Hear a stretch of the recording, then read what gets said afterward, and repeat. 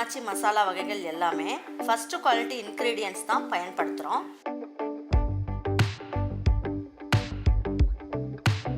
வாங்குகிற பொருட்கள் எல்லாமே முறையாக ஜலிச்சு பொன் வறுவலாக வறுத்து சரியான பதத்தில் அரைக்கிறோம். அரைச்ச மசாலாவை நல்லா ஆற வச்சு மறுபடியும் ஜலிச்சு சரியான அளவில் பேக் பண்ணி உங்கள் வீட்டுக்கே சேஃப் அண்ட் செக்யூர்டாக டெலிவரி பண்ணுறோம்.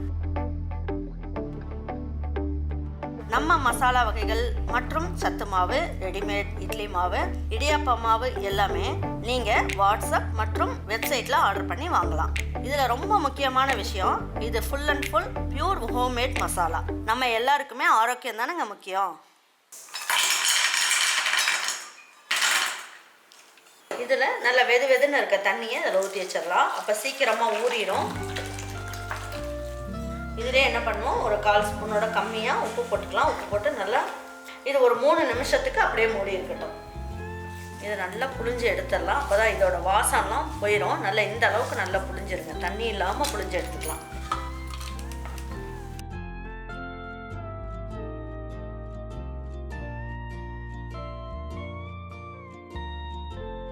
இந்த மீல் மேக்கரோட நம்ம என்ன பண்ணணும், மிக்சியில் போட்டு அரைக்கும் போது ஒரு 2 டேபிள் ஸ்பூன் அளவுக்கு பொட்டுக்கல்ல போட்டுக்கலாம். இதுலேயே நம்ம என்ன பண்ணலாம், ஒரு 5 முந்திரி பருப்பு போட்டுக்கலாம்.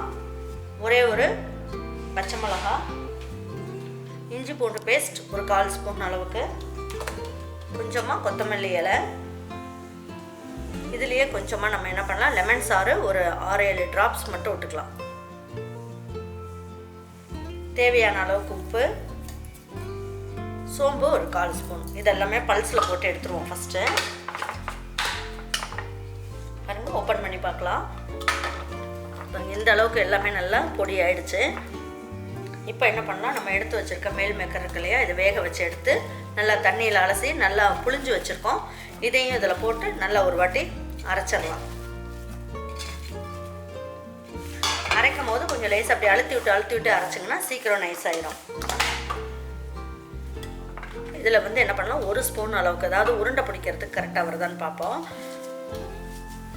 இந்த மாதிரி இருக்கும் போது உருண்டை பிரிஞ்சுட்டு வரதுக்கு வாய்ப்பு இருக்கும். அதனால நம்ம என்ன பண்ணலாம், 1 ஸ்பூன் மட்டும் தண்ணி ஊற்றுனீங்கன்னா போதும். ரொம்ப ஊற்றிடக்கூடாது. இந்த அளவுக்கு மட்டும் ஊற்றுனீங்கன்னா போதும். அப்படி உங்களுக்கு உருண்டை பிடிக்கும் போது உங்களுக்கு பிரிஞ்சு வருது அப்படின்னா பொட்டுக்கடலை மாவு கொஞ்சம் சேர்த்துட்டிங்கன்னா கரெக்டாக வரும்.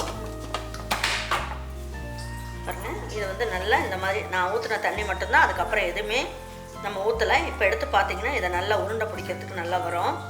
அப்படி சப்போஸ் உங்களுக்கு உருண்டை பிடிக்க வராமல் நீங்கள் வந்து நிறைய தண்ணி ஊற்றிட்டிங்கன்னா கவலைப்படாதீங்க. கொஞ்சமாக 1 ஸ்பூன் அளவுக்கு பொட்டுக்கடலை போட்டுக்குங்க. அப்படின்னா முந்திரி பருப்பு போட்டுக்குங்க, நல்லாயிருக்கும். இந்த சைஸுக்கு நம்ம உருண்டை பிடிச்சி வச்சுக்கலாம். இதுலேயே கொஞ்சமாக சின்ன வெங்காயம் போட்டுக்கலாம். நல்லா பொடியாக கட் பண்ணி போட்டுட்டிங்கன்னா நல்லாயிருக்கும்.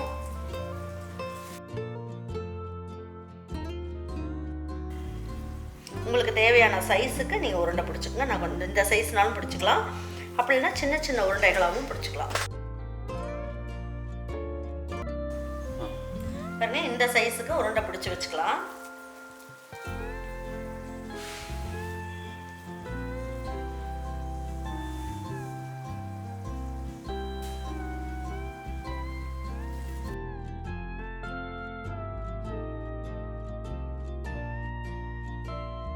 இப்போ இந்த ஸ்டேஜில் என்ன பண்ணுறோம், கோலா எல்லாமே பாருங்கள் இந்த மாதிரி பிடிச்சி எடுத்து வச்சுருக்கோம். ஒவ்வொரு உருண்டைகளாக எடுத்து இதில் போட்டுக்கலாம்.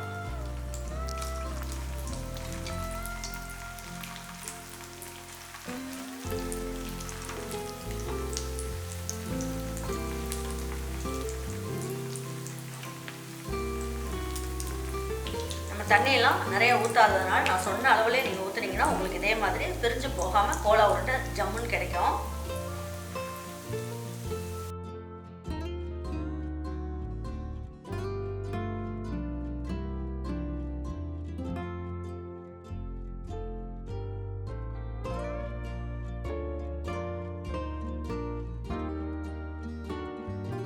பாருங்க, இது நல்லா பொரிஞ்சிருச்சு. இப்போ இதை எடுத்து ஒரு தட்டுக்கு மாற்றிக்கலாம்.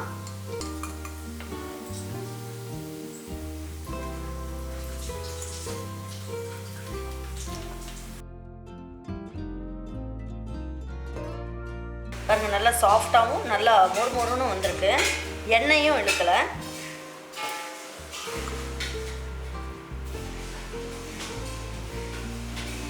பாருங்க ஒரு கோலா உருண்டை எடுத்து உங்களுக்கு பிரித்து காட்டுறேன்.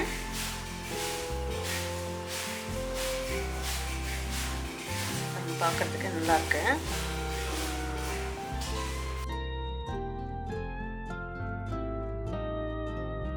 ஒன்றோட ஒன்று ஒட்டாமல் நீங்கள் பொரிச்சிங்க அப்படின்னா கோலா உருண்டை உடையாமல் இதே மாதிரி சூப்பராக வரும்.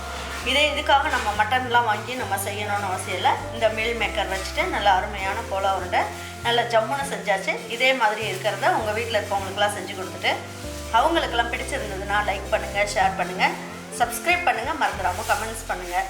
தேங்க்யூ ஃபார் வாட்சிங் ஈரோடு அம்மாச்சி சமையல். தேங்க்யூ.